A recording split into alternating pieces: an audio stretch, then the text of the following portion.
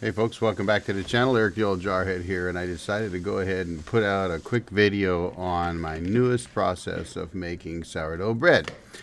What I do different? Well, I'm going to cover it today, but it basically is overhydration and doing stretch and folds with some slight changes to my recipe that I put in my previous videos that are frankly very old. So I'm going to get started here in a second. I'm just getting the loaves prepped before my next stretch and fold. So I've already mixed them up. They're ready to go. I didn't put a bunch of cameras out or anything else, so bear with me. But this is a much better process, folks.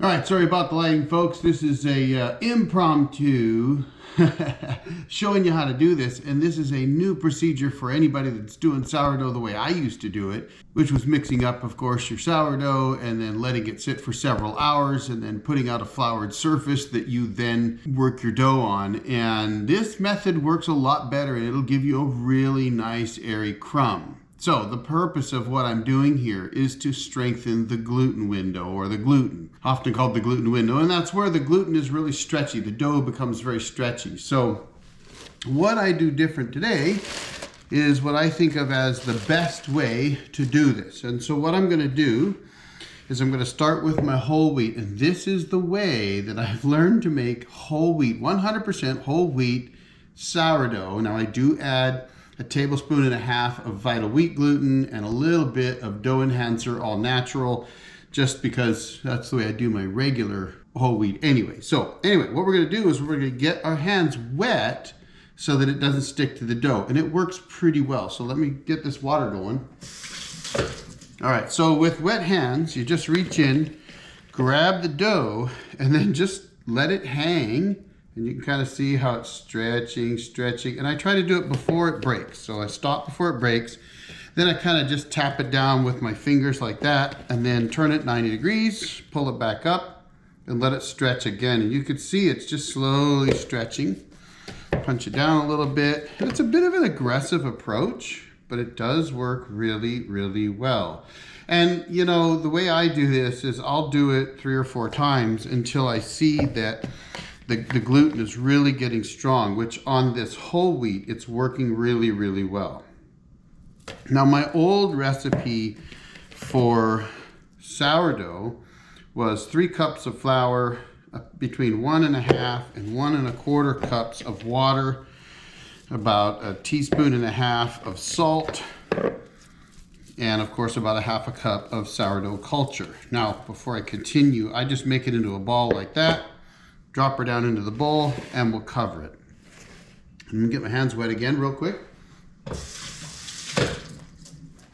Okay, now, the difference between my new recipe and the way I used to do it, and I just did a short stretch there just to kind of fold it, and you can see I'm really letting it stretch. This is my white, and it's very, very wet, folks. This one has over a 1.75 cups of water.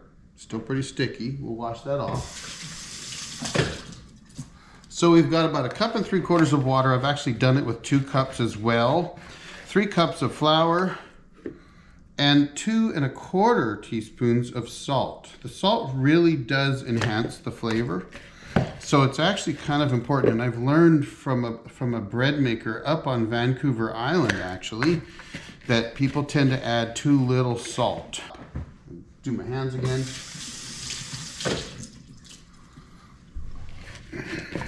See how that's stretching nicely now. See that? That's really good. This is called a stretch and fold method.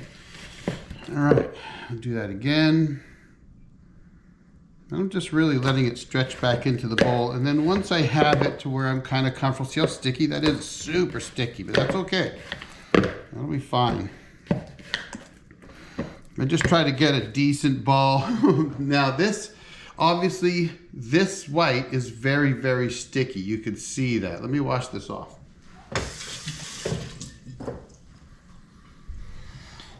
So what I'm doing here is just trying to get that gluten really activated well so that it's very elastic. I want it to be as elastic as possible so that I'll have a good crumb structure.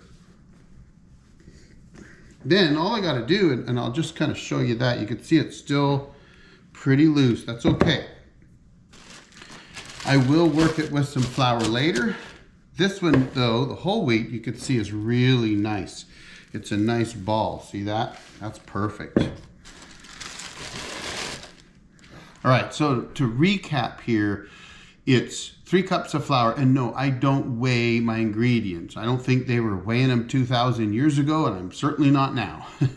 I've even done one. I could drop a link down below where I make sourdough without measuring anything. It's not a great video. It was done a few years ago or more.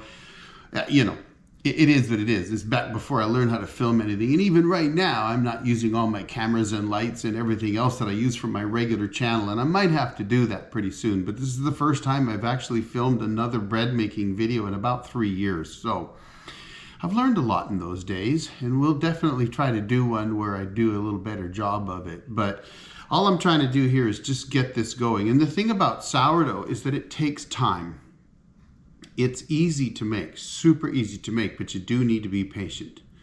So what we've got 3 cups of flour. We've got about 1 3/4 cups of water. Now that is non-chlorinated water, warmer, not cold, not hot, but I like it lukewarm. 2 1/4 teaspoons of non-iodized salt, sea salt preferred. Now the whole wheat is home milled flour I make myself. I just grind up my wheat berries and turn it into flour. And the white is actually just all-purpose flour. We buy all-purpose flour at the chef store. It's less expensive that way. It tastes great. I have no problem with it. And then my own culture that I've been using for years and years now. I think this was a San Francisco culture, but I have to be honest with you. One of the things I've learned is that cultures essentially adapt to their environment. You can buy a culture from anywhere in the world, but eventually the local cultures will get into your culture and it'll become, in my case, a Pasco culture. That's basically what it is today. At least that's my understanding. Anyway, so salt, flour, water, culture, done. Mix it up with a spatula, a rubber spatula or something. Let it sit for half an hour or so. Do a stretch and fold, let it sit, do a stretch and fold, do that 3 or 4 times. And then I like to let it sit and proof for 3 or 4 hours or more. After about 4 hours, no more than maybe 6, if you're going to retard the dough, then you put it in the refrigerator and you can leave it in there for 24 or more hours. Pull it out cold. Get the oven going, shape your dough, stick it in the oven when it's hot enough and you're good to go. So we'll be doing that a little bit later, so stick around. I've got at least a couple more stretch and folds to do. And with the white, it is very, very sticky. So I may shift to a flour-based stretch and fold here in a little bit just to see if I can, you know, make it so it's not quite so overhydrated. But I have found that by doing this, my loaves rise much nicer. They're very, very airy, very, very soft. It's really awesome. So stick around. We'll do another stretch and fold in half an hour to an hour. I don't use a timer. I don't worry about it. I just keep doing it until I feel like everything is good to go. I actually think I could leave my whole wheat now the way it is, but I won't. I'll at least stretch and fold that one more time. If it feels really, really good at that point, I may leave it. Probably do 2 more.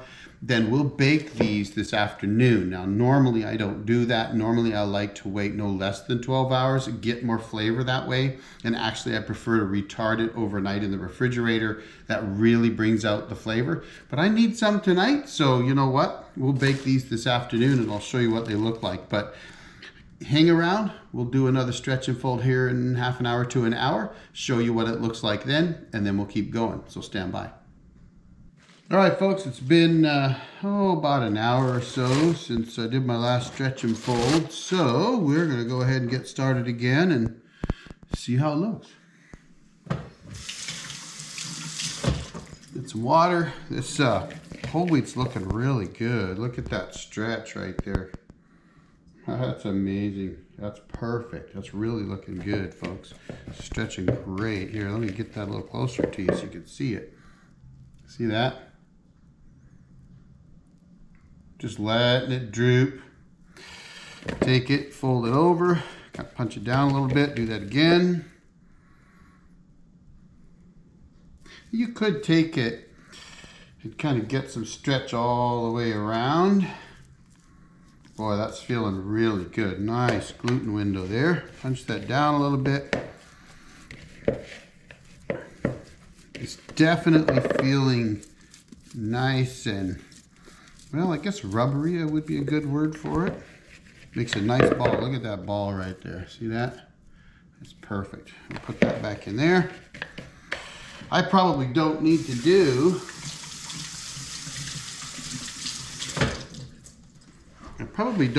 that one again. Let's check this white out. The white is definitely more hydrated, but we could still do that. And I can see some air getting in there, so that's good. Air would be, you know, bubbles in it, but see how sticky that is? So I went a little aggressive there. That's okay. I'll leave my water running, and I apologize for the noise, but get a good stretch. Definitely got some air bubbles forming, so the yeast is doing what it needs to do. This one could be fun just because it's clearly very wet.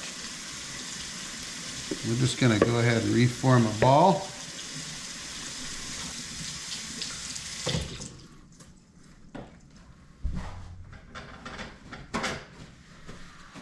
Now that white is, it's overhydrated, I guess I would call that. So what I'm going to do, since the whole wheat is looking really good, folks, we're going to go ahead, clean up a little bit of my mess here. And what I'm going to do is I'm going to take out my cookie sheet. So I have a cookie sheet that only ever gets used for bread making. And what I'll do, cover this one up. And what I will do here is we'll go ahead and get some flour. I like to take a healthy amount of flour, spread it around on the cookie sheet. Now I'm only doing this because this dough is very, let me turn the camera a little bit, very wet. And that's okay. I think the message here is don't worry too much if your dough is really wet like this, because you can make it work. So what I'm going to do now is I had it in the flour, and I just folded it over, and I'm just going to do that a few times here, and I'm stretching it while I'm folding it over. I'm going to kind of move it around, and now you can see here we've got a nice dough ball, and it's dealing with that hydration really well. And I just take some of that flour and just kind of move it in there. See that? Now we've got a nice dough ball there. We've got a good gluten window. I don't need to worry about it. Yeah, adding the flour now can get a little flour lines inside the crumb when it bakes, but not as long as you let it sit long enough. And we're going to stretch and fold it some more because it was so well hydrated, so much water in it, but that's okay. It's going to do fine. So we're going to leave these now for, well, what time is it now? We're 20 to 11. I'm going to leave them for 2 or 3 hours, maybe even 4 hours before I worry about baking them. So stand by. I'm going to wash my hands, get all this put away.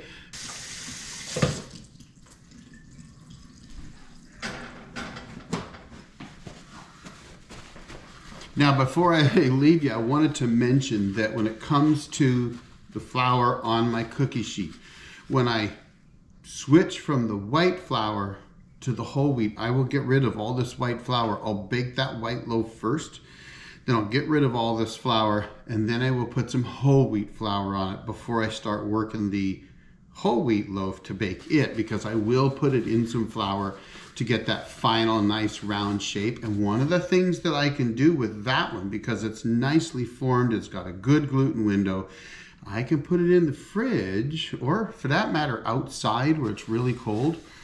I could do that for a few hours and it'd be perfectly fine, and I may do that, so we'll see what happens. All right, I've got the oven at 450 degrees, so we'll get the dough Roll it out onto a floured surface, shape it into a ball, place it in the la cloche, score it. I like to do a wheat pattern score, but sometimes I just do a cross. Scoring is just so that you can direct the growth of the loaf. You want it to grow up, not out, so by scoring it, you kind of ensure that it will do that.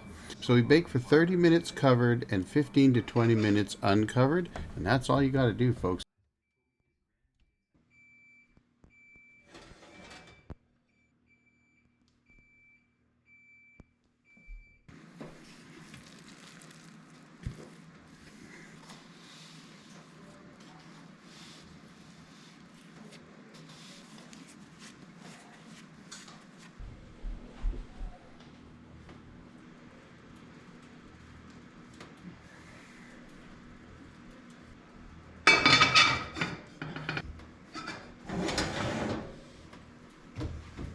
And there it is, folks. That's the white loaf. Look at that. Nice expansion. Looks gorgeous. And look at that crumb. Man, I'll tell you what, it was soft and tasty.